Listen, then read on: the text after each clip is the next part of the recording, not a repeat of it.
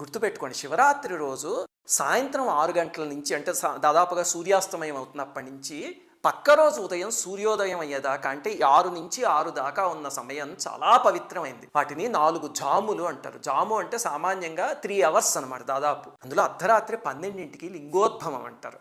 ఆ సమయం పరమ పవిత్రమైనది. అందుకని మీకు కుదిరితే లింగోద్భవం దాకా లేచుండి ఆ సమయానికి అభిషేకం చేయడానికి ప్రయత్నించండి. కొంచెం అభిషేకం చేసిన 5 నిమిషాలు చేసినా సరే అపారమైన ఫలితం. అలాగే ఎన్నిసార్లు చేయాలండి అభిషేకము అంటే, సామాన్యంగా ఏకాదశ రుద్రులు అంటారు పరమేశ్వరుడు యొక్క 11 స్వరూపాలు. అందుకని 11 సార్లు అభిషేకం చేస్తారు. ప్రతి జాము మొదలయ్యేటప్పుడు చేయడం మొదలు పెడితే అంటే 6 గంటలకు కొన్నిసార్లు, 9ంటికి కొన్నిసార్లు, 12 గంటలకు కొన్నిసార్లు అలాగా మీకు ఒక 11 సార్లు చేసేయడం పెద్ద కష్టమేం కాదు. 11 సార్లు చేయడం కుదరలేదు అనుకోండి, 5 సార్లు చేయండి. పరమేశ్వరుడు పంచముఖుడు కదా, అది కుదరకపోతే 3 సార్లు లేకపోతే భక్తితో ఒక్కసారి చేసినా చాలు. ఇక్కడి నుంచి చేయగలిగితే తప్పకుండా పలుకుతాయి.